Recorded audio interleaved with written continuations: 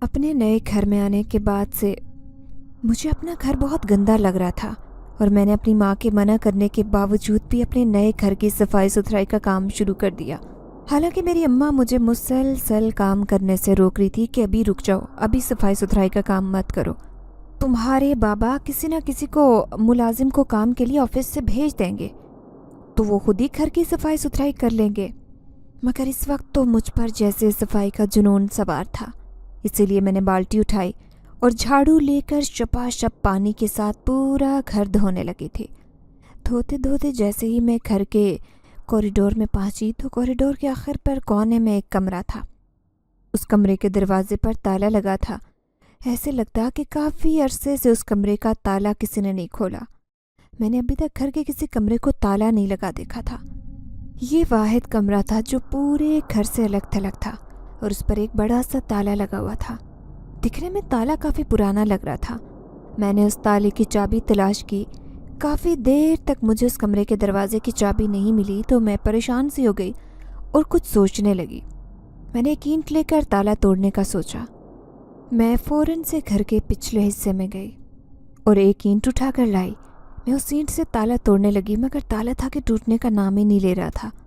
بار بار چوٹ لگانے پر بھی جب تالا نہیں ٹوٹا تو میں تھک ہار کر بیٹھ گئی کہ تبھی اچانک سے مجھے تالا کھلنے کی آواز سنائی دی۔ میں حیران پریشان اپنے ارد گرد دیکھنے لگی۔ میرے ارد گرد کوئی بھی موجود نہیں تھا۔ میں حیرانگی سے دروازے کی طرف دیکھ رہی تھی کہ تبھی تالا کھل کر دروازے سے نکل گیا اور مجھے زمین پر گرتا دکھائی دیا۔ میں بہت خوفزدہ ہو گئی تھی۔ پھر میں نے اپنے دل کو سمجھایا کہ میرے بار بار اینٹ مارنے سے ہو سکتا ہے تالا نرم پڑ گیا ہو اور کھل کر نیچے گر گیا ہو۔ یہ تو دل کو تسلی دینے والی بات تھی۔ تالا جس قدر زنگ آلود تھا اس کے لیے تو صرف ایک ضرب ہی کافی تھی، مگر وہ کھولے سے بھی نہیں کھل رہا تھا۔ پھر میں نے اپنے دل کو تسلی دی اور دروازہ کھولنے کی ہمت کرتے ہوئے دروازہ کھولنے لگی۔ جیسے ہی میں نے دروازہ کھولا تو دروازہ ایک بھاری آواز سے کھلا۔ دروازہ کھلنے کی آواز اس قدر خوفناک تھی کہ میں آواز سنتے ہی خوف سے تھر تھر کانپنے لگی۔ دروازہ کھولتے ہی مجھے عجیب و غریب سی بدبو کا احساس ہونے لگا۔ ایسے لگ رہا تھا کہ جیسے صدیوں سے یہ کمرہ کسی نے بند کر کے رکھا ہو۔ یہاں بہت ہی گندی بدبو چاروں اور پھیلی ہوئی تھی۔ میں نے تھوڑا سا اندر جانے کی کوشش کی تو چاروں طرف موٹے موٹے جالے دکھائی دے رہے تھے۔ میں نے اپنے ہاتھ سے جیسے ہی جالوں کو پیچھے کرتے ہوئے کمرے کی لائٹ آن کرنے کی کوشش کی تو کمرے میں روشنی کا نام و نشان بھی نہیں تھا۔ کمرے کی تو لائٹ ہی خراب تھی۔ میں نے ڈرتے ڈرتے کمرے کی کھڑکی کھول دی جس سے کمرے میں روشنی آنے لگی۔ میں پریشان ہوتے ہوئے اپنے سامنے سے جالوں کو ہٹانے لگی۔ بہت زیادہ جالے میرے منہ پر آ گرے۔ میرا منہ ہاتھ جالوں کی لپیٹ میں تھے۔ میں بری طرح سے ڈر گئی۔ چیختے ہوئے کمرے سے باہر آنے لگی کہ میری نظر ایک بہت ہی خوبصورت الماری پر پڑی۔ پورا کمرہ گرد و غبار سے بھرا ہوا تھا لیکن وہ الماری ایسے نظر آ رہی تھی جیسے کسی نے بالکل نئی الماری اس کمرے میں لا کر رکھ دیا ہو۔ وہ الماری اس کمرے کا حصہ لگ ہی نہیں رہی تھی۔ اس قدر خوبصورت اور بالکل نئی الماری تھی۔ میں یہ سوچتے ہوئے کمرے کے اندر داخل ہوئی کہ نہ جانے کس نے یہ خوبصورت الماری اس گندی جگہ کاٹ کباڑ خانے میں لا کر پھینک دی۔ میں جیسے جیسے کمرے میں داخل ہو رہی تھی ویسے ویسے مجھے گندگی کا احساس زیادہ ہوتا جا رہا تھا۔ میں دل میں سوچنے لگی کہ ہمارے آنے سے پہلے یہاں رہنے والے لوگ کیسے گندے لوگ تھے جنہیں گندگی میں رہنے کی عادت تھی۔ گھر میں بالکل بھی صفائی ستھرائی نہیں تھی۔ گھر تو پھر کچھ صاف ستھرا تھا لیکن یہ کمرہ تو ایسے تھا جیسے گھر کا حصہ ہی نہ ہو۔ اس کمرے کو گھر سے بالکل الگ تھلگ رکھا گیا تھا۔ اسی وجہ سے اس کمرے کی صفائی ستھرائی پر بھی کسی کا دھیان نہیں جاتا ہوگا۔ میں یہ سوچتے ہوئے چاروں طرف سے جالے اتارنے لگی۔ مجھے پورا گند صاف کرنے میں اتنی دیر نہیں لگی تھی جتنی دیر مجھے صرف یہی کمرہ صاف کرنے میں لگی تھی۔ اس کمرے میں مجھے عجیب و غریب سا احساس ہو رہا تھا۔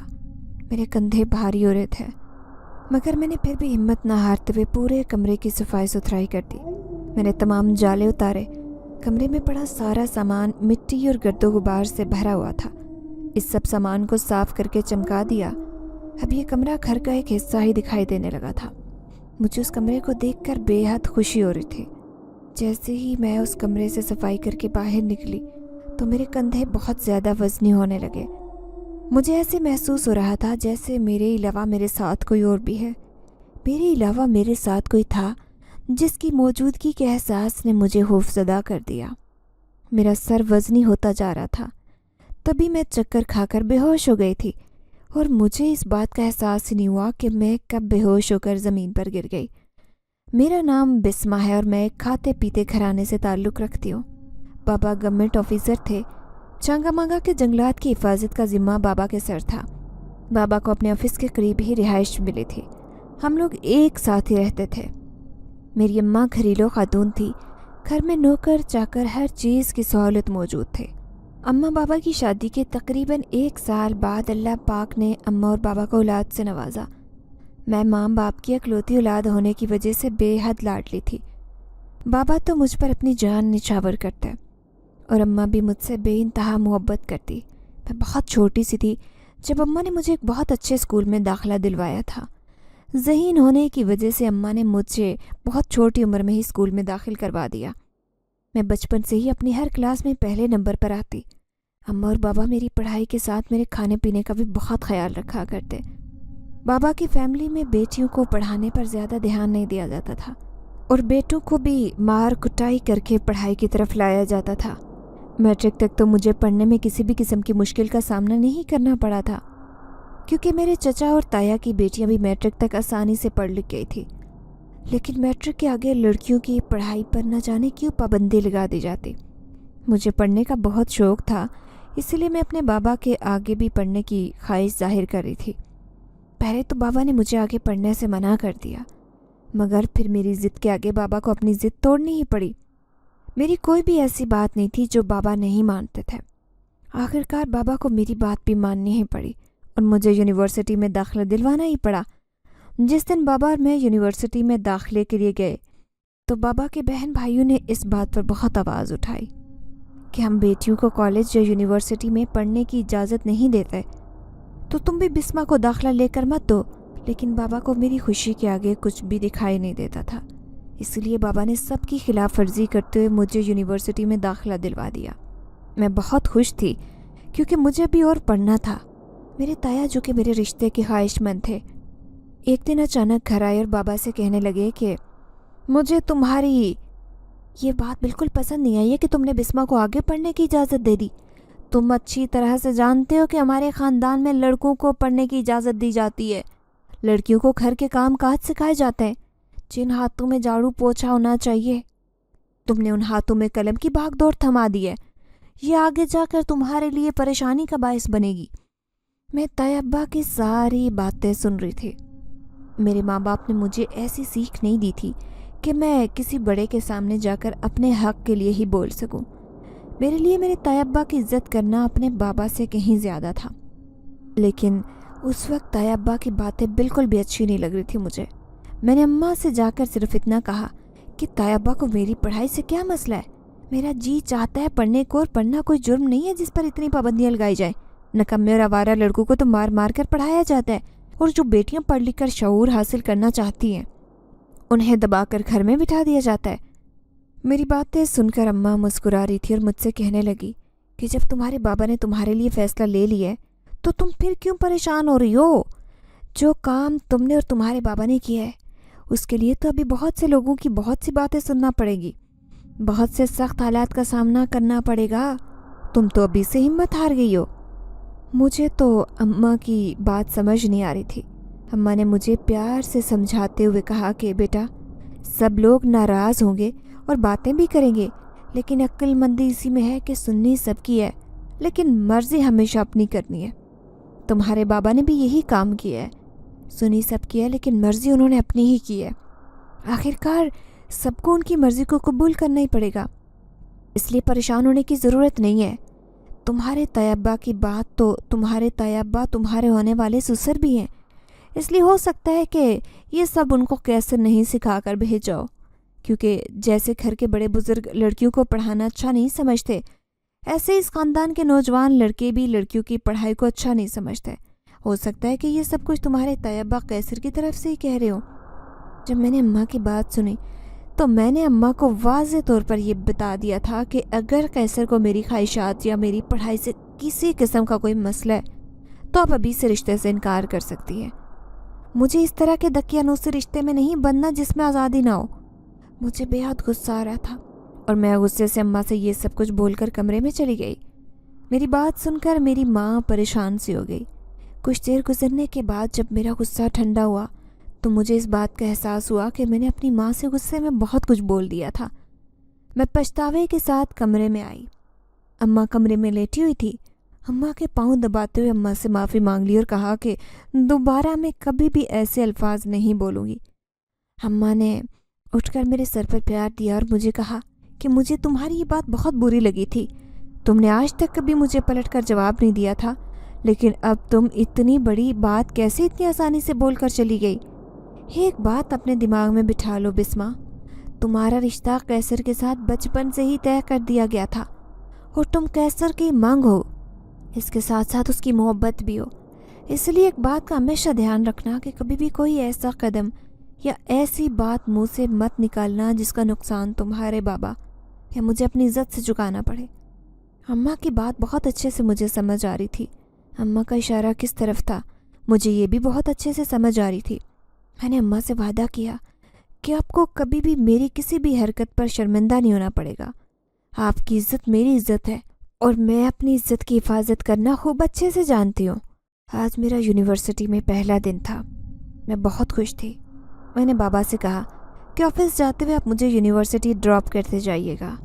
मैं बाबा से इतना कहते अपने कमरे में चली गई और जाकर तैयार होने लगी। मैं फ्रेश होकर तैयार श्यार होकर जैसे ही नीचे आई तो बाबा जा चुके थे। खाने की टेबल पर खाली अम्मा ही बैठी मेरा इंतज़ार कर रही थी। मैंने अम्मा से आते ही पूछा कि बाबा जान कहाँ गए। तभी अम्मा ने मुझे बताया कि तुम्हारे बाबा जान ऑफिस के लिए लेट हो रहे थे, इसलिए वो चले गए। थोड़ी देर में ही कैसर आएगा, वो तुम्हें यूनिवर्सिटी छोड़ देगा। मैं मुंह बनाने लगी और अम्मा से कहने लगी कि कैसर को बुलाने की क्या ज़रूरत थी। बाबा भला जाते जाते मुझे यूनिवर्सिटी छोड़ जाते। बाबा के रास्ते में ही तो मेरी यूनिवर्सिटी पड़ती है। अम्मा मुझे चुप करवाते हुए कहने लगी कि खामोश हो जाओ, आहिस्ता बोलो, कैसर आता ही होगा। कहीं ऐसा ना हो कि वो कोई बात सुन ले। इससे पहले कि मैं कोई और बात करती दरवाजे पर दस्तक हुई। जैसे ही ड्राइंग रूम का दरवाज़ा खुला तो सामने कैसर खड़ा था। मैं कैसर को देखकर हमेशा ही शर्मा सी जाती। न जाने कैसर की एक नज़र मुझ पर पड़ती तो मेरे पूरे वजूद में एक ठंडी सी लहर दौड़ने लगती। मेरा जिस्म ठंडा पड़ जाता, मेरी हालत गैर हो जाती। कैसर मुझे देखकर मुस्कुरा रहे थे और अंदर आते हुए अम्मा से सलाम करने लगे। अम्मा ने कैसर को नाश्ते की टेबल पर बिठाते हुए कहा कि कुछ खा लो। कैसर ने अम्मा से कहा कि मैं नाश्ता करके ही निकला था। मेरी तरफ देखते हुए कैसर ने मुझे कहा कि जल्दी से आ जाओ, मुझे भी ऑफिस के लिए देर हो जाएगी। मैंने देर ना करते हुए फ़ौरन उसे अपनी ज़रूरत की कुछ बुक्स उठाई और बैग लिए अम्मा को अल्लाह हाफिज़ बोला और कैसर के साथ गाड़ी में जा बैठी। रास्ते में मैंने और कैसर ने कोई बात नहीं की थी। कुछ देर के बाद आखिरकार उस खामोशी को कैसर ने ही तोड़ा। कैसर मुझसे मेरी पढ़ाई के बारे में सवाल करने लगे। मेरा दिल ज़ोरों से धड़क रहा था कि अभी कैसर वो सब बातें बोलेंगे जो कल तैयबा बोल कर गए थे। मैं दिल ही दिल में दुआ कर रही थी कि मुझसे कैसर पढ़ाई के लिए किसी किस्म का कोई सवाल ना करे, लेकिन मेरा सारा खौफ धरे का धरा रह गया जब कैसर ने मुझसे अपनी ख्वाहिश का इजहार किया। मैं हैरान रह गई थी कि कैसर क्या इसी ख़ानदान से ताल्लुक़ रखते हैं।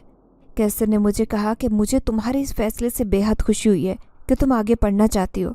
आज कौन सा दौर है कि बेटियों को घर में बांध कर डांट डपट कर रखा जाए।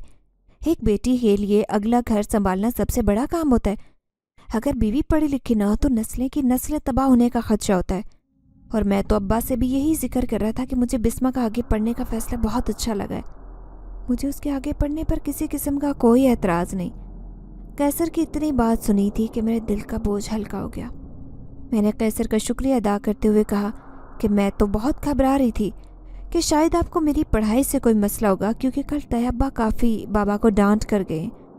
मेरे जहन में तो यही था कि सब कुछ आपने ही कहकर भेजा होगा। कैसर मुस्कुराने लगे और कहने लगे, तुमने सोच भी कैसे लिया कि मैं तुम्हारे बाबा से ऐसी बात करूँगा। कैसर मेरा हाथ थामते हुए मुझसे कहने लगे कि बिस्मा, मैं तुमसे बेइंतहा मोहब्बत करता हूँ। मैं तुम्हें किसी भी हालत में खोना नहीं चाहता। पढ़ाई की बात तो वो तुम अगर ना भी करती तो मैं तुम्हें ज़रूर कहता, आगे अपनी पढ़ाई को जारी रखो, उसके लिए चाहे मुझे अपने बाप की नाराज़गी क्यों ना बर्दाश्त करनी पड़ती। लेकिन ये तो अच्छा हुआ कि तुमने खुद ही आगे एडमिशन ले लिया اور یہ بات میرے اوپر نہیں آئی، نہیں تو یہ الزام بھی مجھے ہی جھیلنا پڑتا کہ تم نے اپنی ہونے والی بیوی کو شے دے رکھی ہے۔ کیسر کی بات سن کر بے ساختہ میرے منہ سے کہہ چھوٹ گیا کہ کیسر بھی ہنسنے لگے اور مجھ سے کہنے لگے، ایسے ہی ہنستی مسکراتی رہا کرو، تمہارے چہرے پر پریشانی یا خوف کے تاثرات اچھے نہیں لگتے۔ ہم دونوں ایسے ہی محبت بھری باتیں کرتے یونیورسٹی پہنچ گئے۔ کیسر نے مجھے یونیورسٹی اتارتے ہوئے کہا کہ پریشان مت ہونا، میں تمہیں واپسی پر پک کر لوں گا۔ میں سر ہلاتے ہوئے یونیورسٹی کے اندر داخل ہونے لگی۔ یونیورسٹی بہت بڑی اور خوبصورت تھی۔ آج سے پہلے میں نے ایسا ماحول نہیں دیکھا تھا۔ لڑکے لڑکیاں سب اکٹھے جا رہے تھے، مجھے یہاں کا ماحول بہت اچھا لگ رہا تھا۔ سب لوگ پیار محبت سے تعلیم حاصل کر رہے تھے۔ ایسا ماحول میں نے آج تک کہیں نہیں دیکھا تھا، مجھے بہت اچھا لگ رہا تھا۔ میں دبے قدم چلتی رہی، تبھی مجھے ایک لڑکی ملی جو مجھ سے اپنی کلاس کے بارے میں پوچھنے لگی۔ میں نے اسے بتایا کہ میں خود یہاں پر نئی اسٹوڈنٹ ہوں، ابھی تو مجھے خود بھی نہیں پتا کہ کلاسز کس طرف ہیں۔ اس طرح میری اور اس کی اچھی خاصی دوستی ہو گئی۔ ہم نے مل کر اپنی کلاس کو ڈھونڈا اور معلوم ہوا کہ ہم دونوں ہی ایک ہی کلاس کی اسٹوڈنٹ ہیں۔ پہلے دن مجھے بہت اچھی دوست کا ساتھ مل گیا تھا، میں بے حد خوش تھی۔ اب میں اور کرن ایک ساتھ رہتے، پڑھائی لکھائی اور کھانے پینے میں بھی ہم میں کوئی اونچ نیچ کا فرق نہیں تھا۔ ہم ایک دوسرے کے ساتھ مل کر پڑھائی کرتی، ایک دوسرے سے مل کر کھاتے پیتی۔ ہم دونوں یونیورسٹی کی زندگی کو انجوائے کر رہی تھی۔ میں ذرا اچھے خاندان سے تعلق رکھتی تھی، جبکہ کرن ایک متوسط طبقے سے تعلق رکھتی تھی۔ اسی وجہ سے کرن ہمیشہ ہی میرے ساتھ بات کرتے اور کھاتے پیتے کچھ جھجک محسوس کرتے تھے۔ میں اس طرح کرن کے ساتھ گھل مل گئی کہ اس کے اور میرے درمیان سٹیٹس کا جو فرق تھا میں نے اس فرق کو مٹا دیا۔ اب کرن کو میرے ساتھ بات کرنے، کھانے پینے میں بالکل جھجک محسوس نہیں ہوتی تھی۔ ہم دونوں سہیلیاں ساتھ ہی زندگی کو انجوائے کر رہی تھی۔ یونیورسٹی میں بھی میری پڑھائی کا لیول بہت اچھا تھا، میرے بہت اچھے نمبر آتے، سب لوگ میرے نوٹس کا استعمال کرتے اور میرے نوٹس سب لوگوں کو پڑھائی کرنے میں آسانی پیدا کرتے۔ میرے رشتہ دار میری یونیورسٹی کی زندگی کو دیکھ کر کچھ زیادہ خوش نظر نہیں آتے تھے۔ میرے تایا تو ابھی تک بابا جان سے ناراض نظر آتے تھے۔ میں بابا جان کے ساتھ ہی یونیورسٹی آ جایا کرتی تھی۔ کبھی کبھار بابا جان شہر میں موجود نہیں ہوتے تو مجھے کیسر یونیورسٹی چھوڑ جاتے اور واپس بھی لے آیا کرتے۔ اس بات کا علم طیبہ یا ان کی فیملی میں سے کسی کو نہیں تھا۔ ایک دن کیسر جب مجھے یونیورسٹی چھوڑنے جا رہے تھے، نہ جانے یہ بات طیبہ کی فیملی کو کیسے معلوم ہو گئی۔ یہ بات سن کر تو کیسر کے گھر میں جیسے طوفان برپا ہو گیا۔ یونیورسٹی سے واپسی پر کیسر مجھے گھر چھوڑنے جا رہے تھے تو کیسر کے فون پر بار بار طیبہ کی کالز آ رہی تھی۔ کیسر نے جیسے ہی کال اٹھائی تو طیبہ نے بے انتہا غصے میں کیسر کو برا بلا کہنا شروع کر دیا۔ کیسر خاموشی سے سب سنتے جا رہے تھے۔ تبھی کیسر نے غصے میں فون کاٹتے ہوئے کہا کہ زندگی عذاب بن کر رہ گئی ہے۔ میرے لاکھ پوچھنے پر بھی کیسر نے مجھ سے کوئی بات شیئر نہیں کی تھی۔ میں پریشان سی ہو گئی تھی۔ اتنا تو مجھے معلوم تھا کہ کال طیبہ کی ہی آئی تھی، لیکن بات کیا ہوئی اس بارے میں چاہ کر بھی میں جان نہیں پائی۔ کیسر کا موڈ بہت خراب تھا۔ اب مجھے پریشانی ہونے لگی۔ کیسر نے مجھے گھر سے باہر اتارتے ہوئے کہا کہ صبح شاید میں تمہیں پک کرنے نہ آ سکوں۔ اگر میں نہ آیا تو تم یونیورسٹی سے چھٹی کر لینا، باقی کی بات میں تمہیں فون پر بتاؤں گا۔ اتنا کہتے ہوئے کیسر مجھے گھر کے باہر اتار کر چلے گئے۔ میں منہ لٹکائے گھر کے اندر داخل ہوئی۔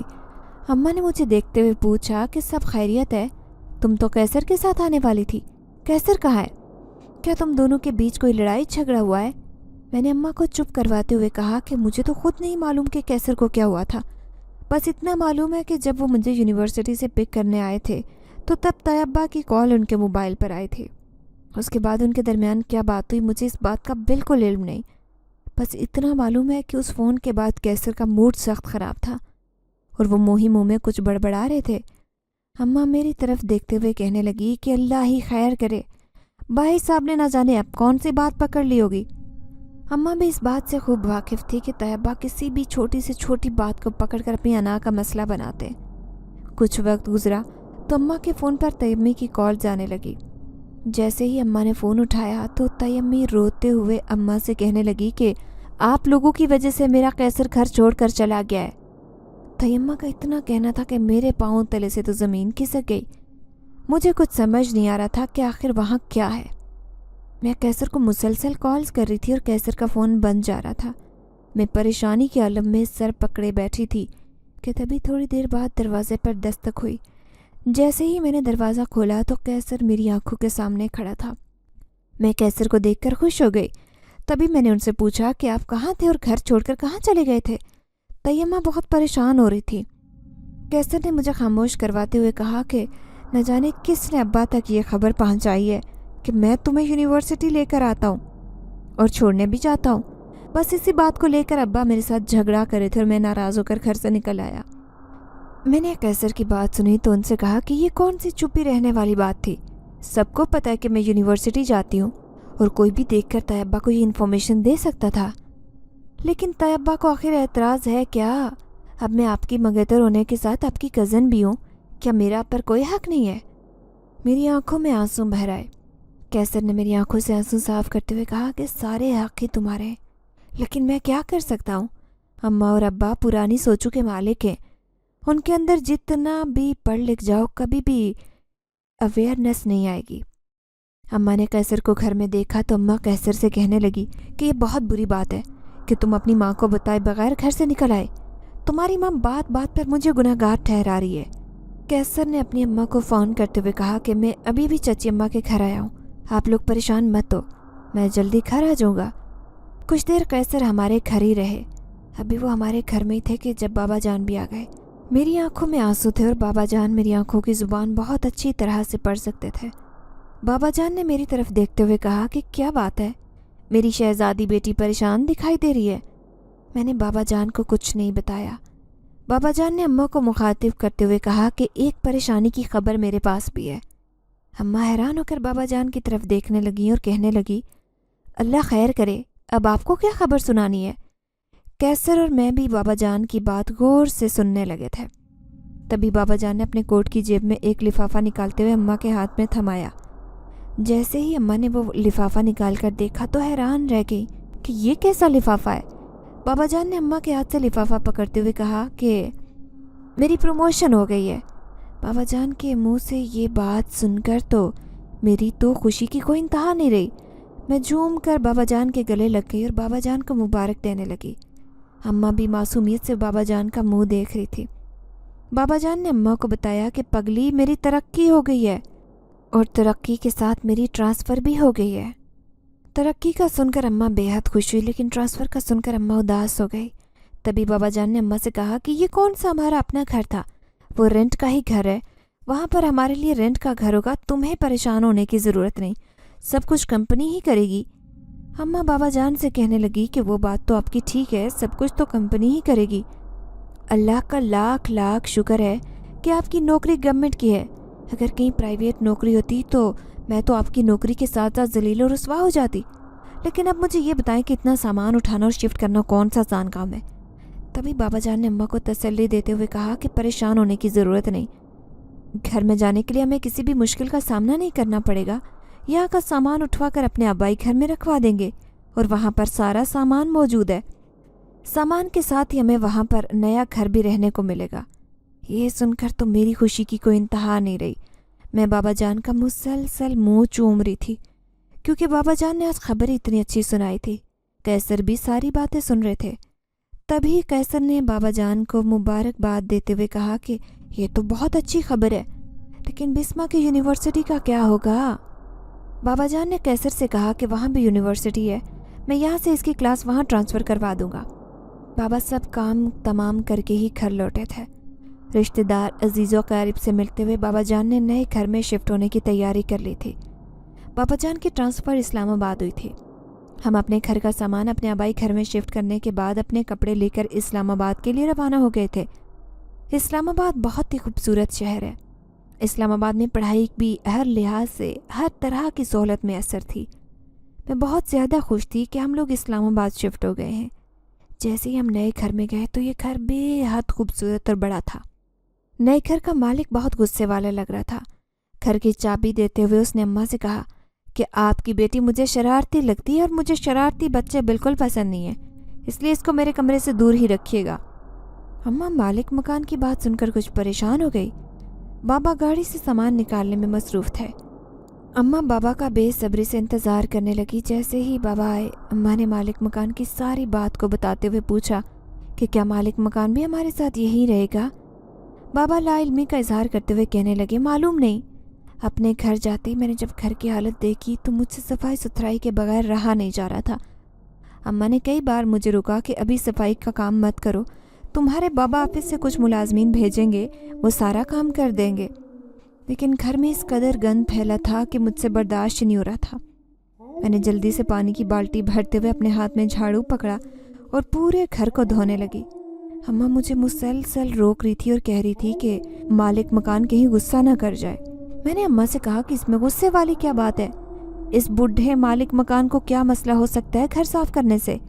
میں نے اماں سے کہا کہ مجھ سے یہ سب برداشت نہیں ہو رہا۔ شاید میں اپنا دل بہلانے کی کوشش کر رہی تھی، کیونکہ جہاں مجھے نئے گھر میں آنے کی خوشی تھی، وہاں مجھے دوسری طرف کیسر سے جدا ہونے کا دکھ بھی تھا۔ میں کیسر کو بہت مس کر رہی تھی۔ جی چاہتا کہ کاش کیسر بھی ہمارے ساتھ اسلام آباد شفٹ ہو جاتے تو کتنا مزہ آتا۔ میری آنکھوں کے سامنے سے کیسر کا چہرہ نہیں جا رہا تھا۔ مجھے الوداع کہتے ہوئے کیسر کی آنکھوں میں بھی آنسو تھے۔ کیسر جتنی محبت مجھ سے کرتے تھے، میں بھی کیسر سے اس قدر محبت کرنے لگی تھی۔ کیسر عادت کے بہت اچھے ہونے کے ساتھ ایک مخلص انسان بھی تھے۔ مجھ سے تو کیسر کی دوری برداشت نہیں ہو پا رہی تھی، اس لیے میں خود کو صفائی کے بہانے کام میں مصروف کرنا چاہتی تھی۔ مجھے معلوم تھا کہ اگر میں فارغ رہی تو میرا دماغ مسلسل چلتا رہے گا اور میں کیسر کو یاد کر کے رو پڑوں گی، اس لیے میں نے خود کو کام میں مصروف کر لیا۔ میں جلدی سے پورے گھر کی جھاڑ پونچھ کرنے لگی۔ گھر میں بہت زیادہ مٹی اور گرد و غبار ہر طرف پھیلا تھا، ایسے لگتا کہ کئی سالوں سے یہ گھر بند پڑا ہوا ہو۔ جیسے جیسے میں گھر کے اندرونی حصے کی طرف جا رہی تھی، ویسے ویسے مجھے عجیب سا خوف محسوس ہونے لگا۔ میں کوریڈور میں پہنچی تو کوریڈور میں بنے ایک کمرے کے قریب مجھے بے حد خوف آنے لگا۔ کوریڈور کے کونے میں ایک کمرہ تھا جو کہ بند تھا اور اس کے دروازے پر بہت بڑا تالا لگا ہوا تھا۔ تالا پوری طرح سے زنگ سے بھرا ہوا تھا۔ میں تالا دیکھ کر حیران تھی اور میرے دل میں طرح طرح کے خیال آنے لگے کہ یہ کمرہ پورے گھر سے الگ تھلگ تھا۔ ایسے لگتا کہ اس کمرے میں کبھی کوئی گیا ہی نہیں تھا۔ یہاں پہلے جو لوگ رہتے تھے ان کا اس کمرے سے دور دور تک تعلق دکھائی نہیں دیتا تھا، کیونکہ جس قدر اس کمرے کے باہر مٹی اور گرد و غبار تھا، معلوم ہوتا کہ کبھی اس کی کسی نے صفائی وغیرہ ہی نہیں کی ہوگی۔ مجھے بے چینی ہونے لگی تھی۔ میں نے پورے گھر میں اس کمرے کے تالے کی چابی ڈھونڈی، لیکن مجھے کہیں سے بھی چابی نہیں ملے۔ اماں مجھے مسلسل بول رہی تھی کہ گھر کے پچھلے حصے میں مالک مکان رہتا ہے، وہ سختی سے منع کر کے گیا ہے کہ تم کوریڈور کی طرف نہیں جاؤ گی۔ صفائی کرتے کرتے میں اماں کی یہ بات تو بھول گئی اور بے دھیانی میں کوریڈور تک پہنچ گئی۔ اب نہ چاہتے ہوئے بھی میرا دل اس کمرے کو کھولنے کے لیے مچل رہا تھا۔ میں اماں کو بتائے بغیر ہی پورے گھر میں کمرے کی چابی ڈھونڈ رہی تھی۔ جب چابی ڈھونڈ کر تھک گئی تو گھر کے پچھلے حصے میں چلی گئی۔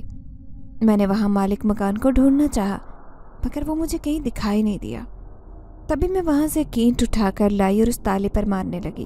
تالا جس قدر زنگ سے بھرا ہوا تھا، میری ایک ضرب کی مار تھا، لیکن مسلسل اینٹیں مارنے کے باوجود بھی تالا ٹس سے مس نہیں ہو رہا تھا۔ میں تھک ہار کر دروازے کے پاس ہی بیٹھ گئی اور سوچنے لگی کہ آخر کار اس تالے کو کیسے کھولا جائے۔ میں بھی اسی بارے میں سوچ رہی تھی کہ تبھی تالا دروازے سے نکل کر زمین پر گرا۔ میں بہت زیادہ ڈر گئی، خوف کے مارے میری جان ہتھیلی پر آ گئی۔ پھر میں نے خود کو تسلی دیتے ہوئے سوچا کہ میں کافی دیر سے اس پر اینٹ سے ضرب دے رہی تھی، ہو سکتا ہے کہ تالا اس وقت ہی کھل گیا ہو، لیکن کہیں اٹکا ہوا ہو، اس لیے کچھ دیر بعد وہ نیچے گر گیا ہوگا۔ یہ سوچتے ہوئے میں نے زمین سے تالا اٹھا کر ایک طرف رکھا اور دروازہ کھولنے لگی۔ جیسے ہی میں نے دروازہ کھولا تو کمرے میں بڑے بڑے اور لمبے جالے لٹک رہے تھے۔ معلوم ہوتا تھا کہ یہ کمرہ کئی سالوں سے کسی نے کھولا ہی نہیں تھا۔ میں نے ہاتھ اندر بڑھاتے ہوئے لائٹ آن کرنے کی کوشش کی، مگر کمرے میں لائٹ موجود نہیں تھی۔ میں نے جلدی سے کمرے کی کھڑکی کو کھولتے ہوئے کمرے میں روشنی کرنا چاہی۔ جیسے ہی کمرے کی کھڑکی کھولی تو کمرے میں بے شمار سامان پڑا تھا۔ جہاں تک میری نظر جا رہی تھی وہاں تک سوائے جالے اور دھول مٹی کے کچھ بھی نہیں تھا۔ اتنے سامان میں میری نظر ایک ایسی الماری پر پڑی جو اس قدر گندگی میں بھی اتنی صاف دکھائی دے رہی تھی جیسے وہ ابھی کسی نے پینٹ کروا کر اس کمرے میں رکھی ہو۔ میں یہ منظر دیکھ کر حیران ہونے کے ساتھ پریشان ہونے لگی، کیونکہ اس کمرے میں پڑی ہوئی ہر چیز پر دھول مٹی پڑی ہوئی تھی سوائے اس الماری کے۔ मैं हैरान होने लगी कि ताला भी काफ़ी अरसे से बंद लग रहा था और कमरे में जो जाले और मिट्टी का हिसाब किताब था वो भी साफ इस बात को जाहिर कर रहा था कि इस कमरे को कई सालों से किसी ने खोला ही नहीं था। फिर ये अलमारी उस कमरे में पड़े होने के बावजूद भी इतनी साफ़ सुथरी कैसे हो सकती है? अभी मैं इन्हीं सोचों में थी कि मेरा सर एकदम से वज़नी होने लगा। मुझे बहुत ज़्यादा खौफ आ रहा था, लेकिन क्योंकि अब मैंने कमरा खोल लिया था और यहाँ पर मिट्टी और गंद देखते हुए मुझसे बर्दाश्त नहीं हो रहा था। मैंने फ़ौरन से झाड़ पोंछ शुरू की और कमरे की सफाई सुथराई का काम शुरू किया। मैं जल्दी से कमरा साफ़ करके जैसे ही कमरे से निकली तो कॉरिडोर में मुझे अपने कंधे वज़नी महसूस होने लगे। मैं थोड़ा सा आगे बढ़ी तो मेरा सर भी वज़नी सा होने लगा। डर के मारे मुझसे एक कदम भी आगे नहीं बढ़ाया जा रहा था कि तभी मैं चक्कर खाकर बेहोश हो गई और मुझे पता ही नहीं चला कि कब मैं ज़मीन पर बेहोश होकर गिर गई। जब मेरी आँख खुली तो मैंने खुद को अपनी माँ के कमरे में पाया। मैंने इर्द गिर्द बाबा जान और उनके एक मुलाजिम को देखा। बाबा जान मुझे होश में आते देखकर खुश हो गए और मुझसे कहने लगे कि तुम्हें तुम्हारी माँ ने मना किया था ना कि सफाई मत करना, थक जाओगी। देखा है उसका नतीजा क्या हुआ। सारे घर की सफाई करने के बाद अब तुम बेहोशी की हालत में मुझे इस कॉरिडोर में पड़ी हुई मिली। बाबा जान मुझे डांट रहे थे। मैंने याद करने की कोशिश की कि आखिरकार मेरे साथ क्या हुआ था, लेकिन मुझे तो कुछ भी याद नहीं आ रहा था। अब मेरे साथ रोज़ ही ऐसा मामला होता। मैं कॉरिडोर में जाती और उस कमरे में कई कई घंटे गुजार देती। मैं नहीं जानती थी कि मेरे वहाँ बैठने की क्या वजह है। बस इतना जानती थी कि कोई ताकत थी जो मुझे अपनी तरफ खींच कर उस कमरे में ले जाती। मेरी अम्मा मेरी हालत देखकर परेशान थी। मेरी हालत दिन ब दिन ख़राब होती जा रही थी। ऐसे लगता कि जैसे मेरे ऊपर बहुत ज़्यादा किसी का दबाव हो। मेरे कंधे हर वक्त वज़नी रहते और मेरा सर हर वक्त किसी बोझ का शिकार रहता। मुझे खुद भी समझ नहीं आ रहा था कि आखिर मेरे साथ हो क्या रहा है। अम्मा और बाबा जान मेरी हालत देखकर बहुत परेशान थे। जब से हम उस नए घर में आए थे मेरी हालत सुधरने का नाम ही नहीं ले रही थी।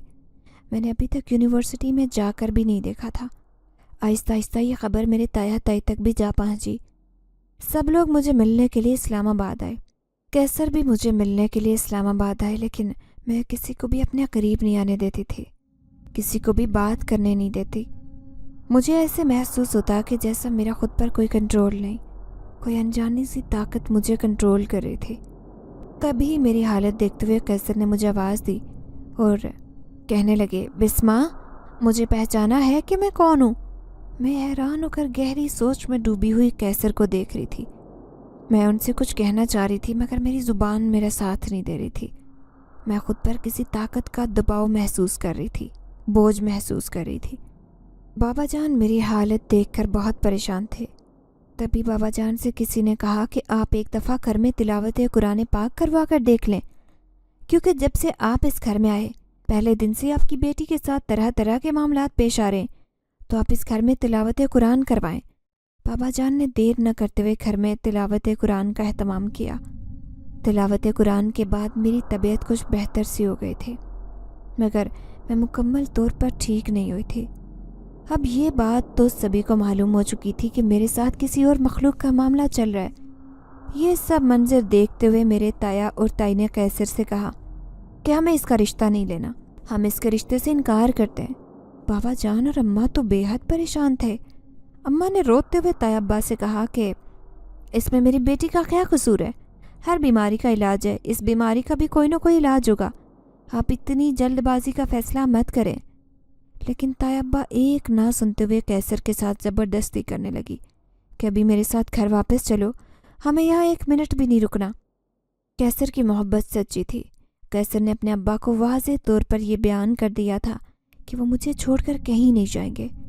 कैसर ने अपने अब्बा से कहा कि मैं बिस्मा से बेइंतहा मोहब्बत करता हूँ, मैं इस मुसीबत के वक्त में इसका साथ छोड़कर कहीं नहीं जाऊँगा। ये बात ताया अब्बा से बर्दाश्त नहीं हो रही थी। ताया अब्बा ने बहुत ज़िद करते हुए कैसर को अपने हमरा लिया और लाहौर के लिए रवाना हो गए। मुझे कैसर के जाने का बेहद दुख था। मेरे दिल में बार बार ये ख्याल आ रहा था कि मुझे इस हालत में अकेला छोड़कर कैसर को नहीं जाना चाहिए था। शायद मुझे कैसर की मोहब्बत इस हालत से छुटकारा दिलवा सकती थी, मगर कैसर तो जा चुके थे। शाम हुई तो मेरे साथ फिर से वही मामला पेश आने लगा। तभी दरवाजे पर दस्तक हुई। जैसे ही अम्मा ने दरवाज़ा खोला तो कैसर अपने अम्मा अब्बा से लड़ झगड़ कर वापस आ गए थे। मैं कैसर को देखकर बेहद खुश थी, लेकिन इससे पहले कि मैं कैसर से कुछ बात करती, मेरे ऊपर अजीबोगरीब सी कैफियत तारी हो गई। अम्मा और बाबा मुझे लेकर बेहद परेशान थे। तभी कैसर ने बाबा जान से कहा कि आप मेरे साथ चलें, हमें इस घर के मालिक से मिलना चाहिए। बाबा ने कैसर को बताया कि घर का मालिक तो इसी घर के पिछले हिस्से में रहता है। बाबा की बात सुनते हुए कैसर मालिक मकान से मिलने के लिए घर के पिछले हिस्से की तरफ जाने लगे। जैसे ही कैसर कॉरिडोर में पहुंचे तो कैसर का सर भी वजनी होने लगा था। कैसर भी उसी कमरे के बाहर जाकर रुक गए थे जिस कमरे के बाहर से मुझे मसला शुरू हुआ था। ये कैसर ने वहाँ अजीबोगरीब सी हरकत को महसूस किया। तभी कैसर ने देखा कि मालिक मकान उस कमरे से निकल रहा है और वो घर के पिछले हिस्से में जा रहा है। मालिक मकान बेहद गुस्से में था। कैसर ने मालिक मकान का पीछा किया और घर के पिछले हिस्से में जाने लगे। जैसे ही मालिक मकान की नज़र कैसर पर पड़ी तो वो गुस्से से कैसर की तरफ देखने लगा। तभी कैसर ने इल्तिजाइया लहजे से मालिक मकान से अर्ज़ की कि आप हमसे कुछ छुपा रहे हैं, खुदा के लिए मेरी बिस्मा को बचा लें, मुझे बिस्मा से बहुत मोहब्बत है। आप बेहतर जानते हैं कि बिस्मा के साथ क्या मामलात चल रहे हैं। कैसर मालिक मकान की कुछ हरकत को देख चुके थे, जिससे कैसर को इस बात का बखूबी अंदाज़ा हो चुका था कि मालिक मकान कोई आम आदमी नहीं है। कैसर मालिक मकान से पूछने लगे कि आखिरकार बिस्मा के साथ हो क्या रहा है। देखते ही देखते कैसर की नज़रों के सामने मालिक मकान गायब हो गया। अब कैसर को यकीन आ गया था कि यहाँ किसी हवाई मखलूक का बसेरा है। अम्मा और बाबा जान को बताए बगैर कैसर ने हकीकत जानने की कोशिश की, जिससे कैसर को वो सारी हकीकत मालूम हुई जो सबकी नज़रों से ओझल थी। कैसर को किसी ने इमाम मस्जिद के बारे में बताया था। कैसर ने सारा मामला जब इमाम मस्जिद के सामने पेश किया तो वह इस मामले पर गौर व फिक्र करने के लिए हमारे घर चले आए। जैसे ही कॉरिडोर में जाकर इमाम मस्जिद ने तिलावत शुरू की तो ना चाहते हुए भी मालिक मकान को अपनी असली हालत में आना ही पड़ा। बाबा जान और अम्मा जान उसे उसकी असली हालत में देखकर खौफजदा हो गए थे। जब इमाम मस्जिद ने उसके तंग करने की उससे वजह पूछी तो मालिक मकान ने बताया कि मैं एक जिन ज़्यादा हूँ और मैं इस कमरे में इबादत कर रहा था जब इनकी शरारती बेटी बिस्मा ने सफाई करते हुए मेरे पर बाल्टी का पानी गिरा दिया था और धूल मिट्टी मुझ पर सफाई के दौरान डल गई थी। इसलिए मुझे गुस्सा आया और मैं इसके किए की सज़ा के तौर पर इसे बीमार कर रहा हूँ। अब मैंने कई दफ़ा इस लड़की को रोकने की कोशिश की, लेकिन इस लड़की ने अपनी मनमानी करते हुए मेरे किसी भी इशारे को समझने की ज़रूरत महसूस नहीं की। अपनी मनमानी करते हुए मेरी इबादत में खलल पैदा किया था। इसको उसी की सज़ा मिल रही है। अम्मा बाबा ये जानकर तो पहले खौफजदा हो गए थे कि हम जिस घर में रह रहे हैं वो एक जिनज़ादे का घर है। ऊपर से जिनजात के बदले के बारे में सोचते हुए अम्मा की तो जान निकलती जा रही थी। अम्मा ज़ारो कतार रोने लगी और हाथ जोड़कर जिनजादे से कहने लगी कि खुदा के लिए मेरी बेटी को माफ़ कर दो। वो नादान थी, वो नहीं जानती थी कि आप उस वक्त इबादत में मसरूफ़ हो। अगर उसे इस बात का इल्म होता तो कतन इस तरह की हरकत ना करती। अम्मा बार बार जिनजात से इल्तिजा कर रही थी, लेकिन वो मुसलसल गुस्से का इजहार कर रहा था। तभी आंखों में आंसू लिए कैसर ने इमाम मस्जिद से कहा कि इस जिनजात से कहें कि जो सज़ा देनी है मुझे दे दे, लेकिन मेरी बिस्मा को माफ़ कर दे। मैं बिस्मा के बगैर नहीं जी सकता। अगर मेरी बिस्मा को कुछ हुआ तो मैं ख़ुद को भी ख़त्म कर दूंगा। मेरे लिए कैसर की मोहब्बत देखते हुए जिनजादे का दिल पिघल गया। उसने कैसर से वादा किया कि वो मुझे नुकसान नहीं पहुंचाएगा और मुझे माफ़ कर देगा, लेकिन मेरी एक शर्त है कि तुम अभी और इसी वक्त बिस्मा से निकाह करोगे और एक रात मेरे कमरे में ही गुजारोगे दोनों। ये बात सुनकर अम्मा और बाबा जान बहुत डर गए। कैसर ने उनको यकीन दिलाया था कि मैं बिस्मा को कुछ भी नहीं होने दूंगा। कैसर ने वक्त ज़ाया किए बगैर इमाम मस्जिद के ज़रिए मुझसे निकाह कर लिया और उसी वक्त मेरा निकाह अम्मा और बाबा जान की मौजूदगी में कैसर से हो गया और यूं मैं कैसर की शरीके हयात बन गई। जिनजाद ने कैसर के लिए उसी कमरे को सजाया था जिस कमरे में उसका बसेरा था। मैं इस बात से अनजान थी। सुबह हुई तो मेरी हालत बिल्कुल ठीक थी। मुझे किसी किस्म की कोई भी बीमारी नहीं थी और ना ही कोई बोझ मेरे सर या जिस्म पर महसूस हो रहा था। मैं बहुत खुश थी क्योंकि कैसर मेरी ज़िंदगी के साथी बन चुके थे। अब मुझे कैसर से कोई जुदा नहीं कर सकता था। کہ تبھی جن ذات میرے سامنے حاضر ہوا۔ اسے دیکھتے ہوئے میں خوفزدہ ہو گئی اور اس نے میرے سر پر شفقت بھرا ہاتھ رکھتے ہوئے مجھے پیار دیا اور ڈھیر ساری دعاؤں کے ساتھ مجھے اس کمرے سے رخصت کر دیا تھا۔ اب مجھے ساری کہانی سمجھ آ گئی تھی کیونکہ قیصر نے مجھ سے سارا معاملہ بیان کر دیا تھا۔ اس کے بعد جنزادے نے مجھے کبھی بھی تنگ نہیں کیا تھا، بلکہ مجھے جب بھی کسی مشکل کا سامنا کرنا پڑتا تو وہ جنزاد میری مدد کرتا۔ آج بھی وہ جنزادہ میرے مشکل وقت میں فوراً سے میرے سامنے حاضر ہو جاتا ہے اور میری مدد کرتا ہے۔ میں اپنے رب کا شکر ادا کرتی ہوں جس نے مجھے قیصر جیسے محبت کرنے والے شوہر سے نوازا۔ آج اگر میں زندہ ہوں تو یہ سب قیصر کی محبت کی بدولت ہے۔ میں قیصر کے ساتھ خوشگوار زندگی گزار رہی ہوں۔